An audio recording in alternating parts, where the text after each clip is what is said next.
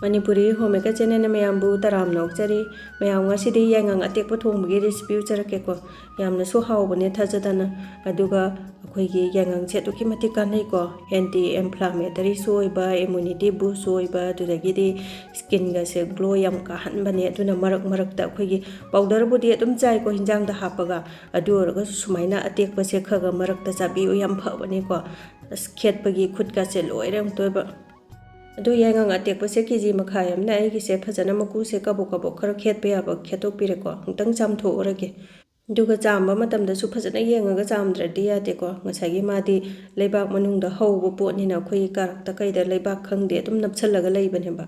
aduna phajana khet piraga chambe aba phajana sengna chambiraga sumaina singsit amada phajana sito ase aduga singsit ke magi hole se ko khara khuba khara lauba dum leitana ko akhugi makhun hai thare magi arauba se huji uchar ke ko kyam kano tawraga yaga da ge habdu sigi chang sida phajana sumaina loi thos dum jara itpada ka su kuidabane mayam aduga aigi ngasigi Yaingang se kg makhayam ni ko kg makhai sina mi 10 muk chaba dong ko na doine kitang chaba da dong gok pane ko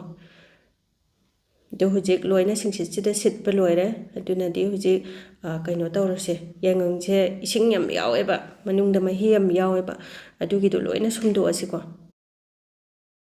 do kai gumba akhoi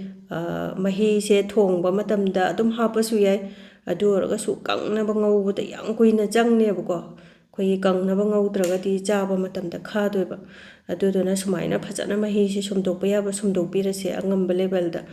aduga mahi se hundokta bida adum freeze ta thammaga adum nga thongba kai ka adum khara hapaga adum sizna ba yaba poni ko hundoktra so dum magi mahi se amphaba poni tana chabada loire hujik phajana sumdokpa aduna mahi se tengolam da hapchalaga ai su freeze ta thamgrage hayang hinjang thongba da thaknanaba aduga maroi mapang thakadauba khokadauba loina mak ready tawrage ko aduga akhoi Yaingang gi magi kaino do manam maha du su khara kokpa aduga mahau su yam lahan bako aduna thumyak bi se kitang lauthoga thaki gas matai da free da cha leib se pamoy amaga lausalage hujiki budi amatang ne thak toise ado kitang samna thu na lauda bi da heta ising da tingaga adum maru man thoga thau ngoksala su yai ko yaba budi aduraga su sumaina kitang lauthokpa sina man ba khopa da su nungai re ado mahau su kitang hen ba maleba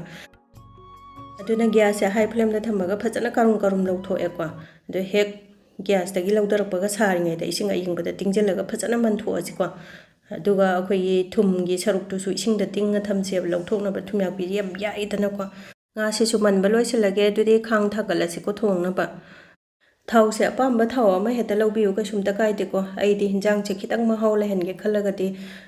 mustard oil je heta sinne ko to nga se su acha thau se oina haijare ado akhoi ya ga da chang da haire ko aduga thau se hek mulak ga jira mapum se khitang ngausale tejpata khitang amaga ngausalage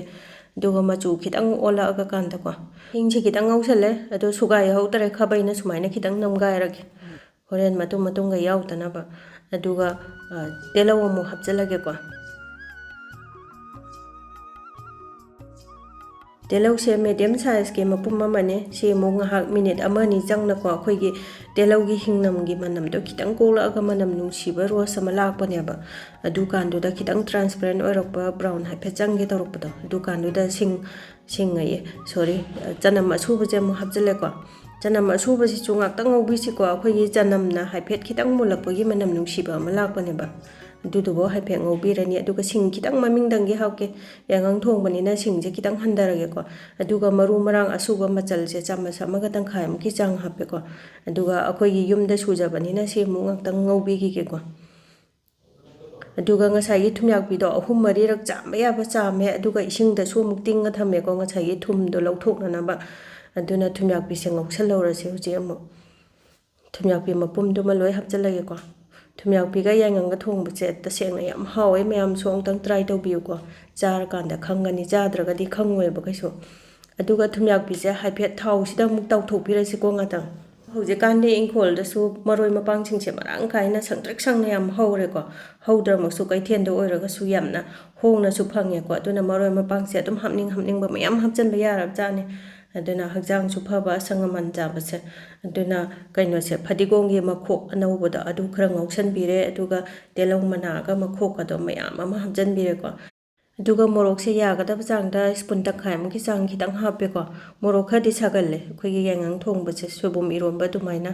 ꯑꯗꯨꯅ ꯏꯁꯥꯒꯤ ꯑꯄꯥꯝꯕ ꯆꯥꯡꯗ ꯑꯗꯨꯝ ꯍꯥꯞꯄ ꯌꯥꯔꯦ ꯑꯩꯈꯣꯏꯒꯤ ꯆꯥꯕꯤꯗ꯭ꯔꯤꯕꯁꯤꯡꯗꯤ ꯃꯥꯒꯤ ꯇꯦꯁꯁꯦ ꯑꯃꯨꯛꯇ ꯈꯪꯉꯝꯈꯤꯔꯣꯏꯀꯣ ꯍꯥꯟꯅ ꯆꯥꯕꯤꯈ꯭ꯔꯕꯁꯤꯡꯗꯤ ꯈꯪꯉꯝꯒꯅꯤ ꯑꯗꯨꯒ ꯀꯔꯤꯒꯨꯝꯕ ꯑꯅꯧꯕ ꯌꯥꯝꯅ ꯍꯥꯎꯕ ꯈꯨꯊꯣꯡ ꯑꯃ ꯂꯩꯔꯒꯁꯨ ꯑꯩꯒꯤ ꯀꯃꯦꯟꯗ ꯊꯝꯕꯤꯔꯝꯃꯣ ꯑꯩꯁꯨ ꯇ꯭ꯔꯥꯏ ꯇꯧꯖꯒꯦꯀꯣ ꯑꯩꯈꯣꯏꯒꯤ ꯑꯍꯥꯎꯕ ꯊꯣꯡꯕ ꯀꯃꯥꯏꯅ ꯊꯣꯡꯕ ꯌꯥꯒꯦ ꯍꯥꯏꯕꯁꯦ ꯑꯗꯨꯝ ꯁꯤꯌꯥꯔ ꯇꯧꯃꯤꯟꯅꯁꯦ ꯃꯤꯑꯣꯏꯕ ꯍꯥꯏꯕꯁꯤ ꯄꯔꯐꯦꯛ ꯑꯣꯏꯕ ꯀꯅꯥꯝ ꯂꯩꯄꯣꯠꯇꯦ ꯑꯩꯁꯨ ꯉꯥꯏꯀꯣ ꯑꯗꯣ ꯃꯈꯨꯝꯁꯦ ꯈꯨꯝꯖꯤꯜꯂꯒ ꯉꯥꯏꯍꯥꯛ ꯃꯤꯅꯤꯠ 4-5 ꯉꯧꯕꯤꯔꯦ ꯃꯔꯛ ꯃꯔꯛꯇ ꯈꯔꯁꯨ ꯑꯣꯠꯄꯤꯔꯒꯀꯣ ꯑꯗꯨꯅ ꯑꯩꯈꯣꯏꯒꯤ ꯃꯔꯣꯏ ꯃꯄꯥꯡ ꯑꯗꯨꯗꯒꯤꯗꯤ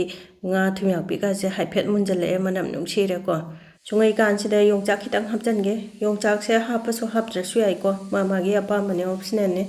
ꯑꯗꯨꯒ ꯉꯁꯥꯏꯒꯤ ꯌꯥꯏꯉꯪ ꯁꯤꯡꯁꯤꯗ ꯁꯤꯠꯂꯒ ꯊꯝꯕꯗꯣ ꯑꯗꯨ ꯑꯃꯨꯛ ꯍꯥꯞꯆꯤꯜꯂꯁꯤꯀꯣ ꯑꯗꯨꯒ ꯍꯥꯞꯄꯝꯗꯥꯏꯗ ꯈꯤꯇꯪ ꯁꯨꯝꯗꯣꯛꯄꯤꯌꯨꯀꯣ ꯃꯥꯒꯤ ꯃꯍꯤꯁꯦ ꯁꯨꯝꯃꯤꯈꯩ ꯂꯣꯏꯕ ꯅꯥꯏꯗꯦ ꯉꯁꯥꯏ ꯁꯨꯝꯗꯣꯛꯑꯒ ꯊꯝꯃꯤꯗꯣ ꯑꯃꯨꯛꯁꯨ ꯌꯥꯎꯔꯝꯃꯦꯕ ꯌꯦꯡꯕꯤꯌꯨꯀꯣ ꯍꯧꯖꯤꯛ ꯁꯨꯝꯃ ꯎꯠꯆꯔꯛꯀꯦ ꯑꯗꯨꯅ ꯑꯃꯨꯛꯁꯨ ꯁꯨꯝꯃꯒꯅꯦ ꯑꯩꯅ ꯍꯥꯞꯄꯤꯁꯦ ꯃꯍꯤꯁꯦ ꯐꯅꯌꯥꯝ ꯌꯥꯎꯔꯝꯕ ꯋꯥꯅꯤꯗꯣ ꯑꯗꯨꯝ ꯁꯨꯝꯃꯤꯈꯩ ꯂꯣꯏꯗꯦ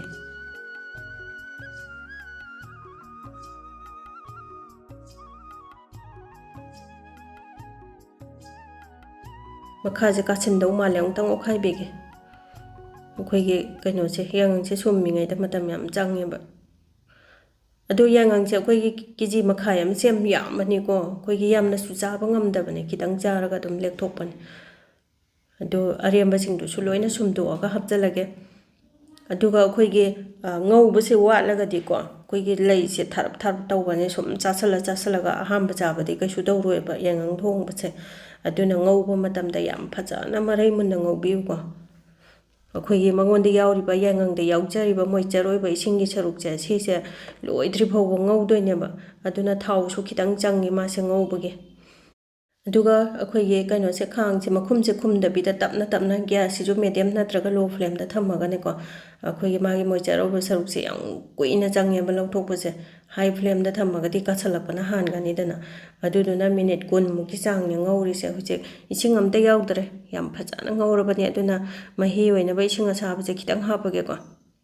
ꯑꯗꯨꯒ ꯑꯩꯈꯣꯏꯒꯤ ꯌꯥꯏꯉꯪ ꯊꯣꯡꯕꯁꯦ ꯃꯍꯤ ꯂꯥꯡꯕ ꯍꯥꯎꯔꯣꯏꯀꯣ ꯍꯥꯎꯁꯨ ꯍꯥꯎꯇꯕꯅꯦ ꯑꯗꯨꯅ ꯃꯍꯤꯁꯦ ꯈꯤꯇꯪ ꯍꯥꯞꯄꯁꯤꯀꯣ ꯌꯥꯒꯗꯕ ꯆꯥꯡꯗ ꯑꯩꯈꯣꯏꯒꯤ ꯁꯥꯛꯀꯤ ꯇꯥꯏꯞꯇ ꯇꯧꯗꯣꯏꯅꯦ ꯃꯥꯗꯤ ꯑꯗꯨꯅ ꯃꯍꯤꯁꯦ ꯈꯤꯇꯪ ꯌꯥꯎꯔꯤꯕ ꯃꯍꯤꯁꯦ ꯍꯣꯔꯦꯟ ꯉꯥꯛꯇꯪ ꯂꯣꯜꯂꯒ ꯊꯣꯡꯉꯒ ꯌꯥꯔꯅꯤꯀꯣ ꯑꯗꯨꯅ ꯃꯈꯨꯝ ꯈꯨꯝꯖꯤꯜꯂꯒ ꯉꯥꯛꯇꯪ ꯁꯧꯍꯜꯂꯒꯦ ꯉꯥꯛꯇꯪ ꯁꯧꯍꯜꯂꯕ ꯃꯇꯨꯡꯗ ꯃꯈꯨꯝꯁꯦ ꯑꯃꯨꯛ ꯍꯥꯡꯗꯣꯛꯑꯁꯤꯀꯣ ꯃꯍꯤ ꯌꯦꯡꯉꯁꯦꯕ ꯌꯥꯔꯗ꯭ꯔꯥꯅ ꯑꯗꯨꯒ ꯀꯩꯒꯨꯝꯕ ꯑꯩꯈꯣꯏꯒꯤ ꯃꯍꯤ khitang ꯂꯥꯡꯊꯣꯛꯈ꯭ꯔꯁꯨ ꯃꯈꯨꯝ ꯍꯥꯡꯗꯣꯛꯑꯒꯗꯤ khitang ꯊꯨꯅꯁꯨ ꯀꯪꯉꯤꯗꯅ ꯒ꯭ꯌꯥꯁꯁꯦ ꯍꯥꯏ ꯐ꯭ꯂꯦꯝꯗ ꯊꯝꯃꯒ ꯑꯗꯨꯒ ꯍꯧꯖꯤꯛ ꯂꯣꯏꯁꯤꯜꯂꯛꯑꯝꯗꯥꯏꯒꯤꯁꯦ ꯁꯤꯗ ꯊꯨꯝꯁꯦ ꯅꯝꯒꯗꯕ ꯆꯥꯡꯗ ꯍꯥꯞꯄꯒꯦ ꯑꯗꯨꯒ ꯊꯥꯏꯅ ꯏꯃꯥ ꯍꯣꯏꯅ ꯊꯨꯝꯁꯦ ꯍꯦꯛ ꯍꯥꯞꯄꯒ ꯈꯥꯕꯩ ꯊꯥꯔꯗꯤ ꯊꯨꯝ ꯅꯝꯃꯤ ꯏꯟꯖꯥꯡꯁꯦ ꯍꯥꯏꯅꯩꯀꯣ ꯑꯗꯨ ꯍꯧꯖꯤꯛꯀꯥꯟꯗꯤ ꯑꯗꯨꯝ ꯄꯪꯑꯣꯠꯇ ꯑꯣꯠꯄꯅꯦ ꯑꯩꯁꯨ ꯑꯗꯨꯝ ꯑꯣꯠꯂꯦ ꯑꯗꯣ ꯊꯨꯝꯁꯦ ꯐꯖꯅ ꯃꯊꯟꯗ ꯁꯧꯍꯜꯂꯒ ꯇꯨꯝꯍꯟꯈ꯭ꯔꯦꯀꯣ ꯑꯗꯨꯒ ꯇꯨꯝꯍꯟꯈ꯭ꯔꯀꯥꯟꯗ ꯁꯨꯃꯥꯏꯅ ꯈꯥꯕꯩꯅ ꯑꯣꯠꯄꯤꯔꯦ ꯁ꯭ꯄꯦꯆꯨꯂꯥꯁꯤꯅ ꯑꯗꯨ ꯃꯍꯤꯁꯦ ꯌꯥꯔꯗꯧ ꯃꯥꯜꯂꯦ ꯑꯩꯈꯣꯏꯒꯤ ꯍꯤꯟꯖꯥꯡꯁꯦ ꯏꯪꯊꯔ ꯃꯇꯝꯗ ꯈꯔꯁꯨ ꯅꯪꯁꯜꯂꯛꯏꯗꯅꯀꯣ ꯑꯗꯨꯒ ꯁꯨꯃꯥꯏꯅ ꯂꯣꯏꯁꯤꯜꯂꯛꯄꯩꯁꯤꯗ ꯑꯩꯈꯣꯏꯒꯤ ꯂꯥꯏꯒꯤ ꯀꯩꯒꯤ ꯊꯥꯗꯣꯛꯈ꯭ꯔꯒꯅꯦ ꯆꯥꯛ ꯇꯣꯏꯅ ꯊꯣꯡꯗꯕꯗꯤ ꯊꯨꯝꯒꯤ ꯆꯥꯡꯁꯦ ꯄꯨꯕ ꯉꯝꯗꯦꯗꯅ ꯁꯠ ꯂꯥꯎꯅ ꯇꯦꯁ ꯇꯧꯔꯒ ꯄꯔꯐꯦꯛ ꯑꯣꯏꯅ ꯄꯨꯊꯣꯛꯄꯤꯌꯣꯕꯀꯣ ꯑꯗꯨꯅ ꯈ꯭ꯋꯥꯏꯗꯒꯤ ꯕꯦꯁꯅꯤ ꯑꯗꯨꯒ ꯂꯣꯏꯁꯤꯜꯂꯛꯄꯩꯁꯤꯗ ꯍꯤꯟꯖꯥꯡ ꯃꯅꯝ ꯅꯨꯡꯁꯤꯅꯕ ꯐꯗꯤꯒꯣꯝ ꯈꯔ ꯆꯥꯏꯁꯜꯂꯦ ꯑꯗꯨꯒ ꯖꯤꯔꯥ ꯄꯥꯎꯗꯔ ꯈꯔ ꯆꯥꯏꯁꯜꯂꯒ ꯃꯈꯨꯝ ꯈꯨꯝꯖꯤꯜꯂꯒ ꯃꯥꯒꯤ ꯃꯅꯝ ꯅꯨꯡꯁꯤꯕꯗꯨ ꯂꯧꯁꯜꯂ ꯊꯝꯃꯦꯀꯣ ꯑꯗꯨꯒ ꯁꯣꯝꯗ ꯄ꯭ꯂꯦꯇꯤꯡ ꯇꯧꯔꯁꯦ ꯔꯦꯗꯤ ꯇꯧꯔꯁꯦꯕ ꯑꯗꯨꯒ ꯉꯁꯥꯏꯒꯤ ꯈꯨꯝꯖꯤꯜꯂꯒ ꯊꯝꯕꯗꯣ ꯍꯥꯡꯗꯣꯛꯄꯗ ꯃꯅꯝꯁꯦ ꯈꯨꯅꯨꯡꯁꯤ ꯑꯃ ꯑꯗꯨꯅ ꯃꯅꯝ ꯅꯨꯡꯁꯤꯕ ꯍꯥꯞꯅꯤꯡꯕ ꯂꯣꯏꯅ ꯍꯥꯞꯄ ꯌꯥꯏꯀꯣ ꯍꯩꯔꯤꯕꯣꯞꯇꯣꯁꯨ ꯀꯥꯎꯗꯅ ꯍꯥꯞꯍꯧꯗ꯭ꯔꯦ ꯑꯩꯁꯦ ꯍꯩꯔꯤꯕꯣꯞ ꯍꯥꯞꯄꯁꯨ ꯃꯅꯝ ꯌꯥꯝ ꯅꯨꯡꯁꯤꯕꯅꯦ ꯑꯗꯣ ꯁꯨꯃꯥꯏꯅ ꯑꯃꯨꯛꯇꯪ ꯐꯖꯅ ꯃꯤꯛꯁ ꯇꯧꯕꯤꯔꯒ ꯇꯦꯡꯀꯣꯠꯇ ꯍꯥꯞꯊꯔꯒꯦꯀꯣ ꯑꯗꯣ ꯃꯌꯥꯝꯁꯨ ꯑꯩꯒꯤ ꯌꯥꯏꯉꯪꯒ ꯊꯨꯝꯌꯥꯛꯄꯤꯒ ꯊꯣꯡꯕꯁꯦ ꯈꯨꯍꯥꯎ ꯑꯃ ꯇꯧꯕꯅꯦ ꯃꯌꯥꯝꯁꯨ ꯇ꯭ꯔꯥꯏ ꯇꯧꯕꯤꯌꯨ ꯑꯗꯨꯅ ꯌꯨꯝꯗ ꯁꯨꯃꯥꯏꯅ ꯍꯥꯎꯅ ꯊꯣꯡꯕꯤꯔꯒ ꯐꯦꯃꯤꯂꯤ ꯄꯨꯟꯅ ꯑꯦꯟꯖꯣꯏ ꯇꯧꯕꯤꯌꯨ ꯍꯛꯆꯥꯡꯁꯨ ꯌꯥꯝ ꯐꯩꯗꯅꯀꯣ ꯃꯔꯛ ꯃꯔꯛꯇ ꯈꯔ ꯆꯥꯒꯗꯕꯅꯦ ꯑꯩꯈꯣꯏꯒꯤ ꯌꯥꯏꯉꯪ ꯑꯇꯦꯛꯄꯁꯤꯗꯤ ꯑꯗꯨꯅ ꯍꯧꯖꯤꯛꯇꯤ ꯌꯥꯝ ꯐꯖꯔꯕ ꯆꯥꯛꯂꯨꯛ ꯃꯆꯥ ꯑꯃ ꯁꯦꯝꯖꯔꯛꯑꯒꯦ ꯌꯥꯏꯉꯪ ꯊꯣꯡꯕꯁꯤꯒ ꯆꯥꯟꯅꯒꯗꯕ ꯌꯣꯡꯆꯥꯛ ꯁꯤꯡꯖꯨ ꯑꯃꯅꯦ ꯃꯇꯝꯁꯤꯒꯤ ꯃꯊꯦꯜ ꯑꯗꯨꯒ ꯍꯪꯒꯥꯝ ꯃꯇꯣꯟꯒꯤ ꯆꯝꯐꯨꯠꯇꯣ ꯑꯗꯨ ꯑꯃꯒ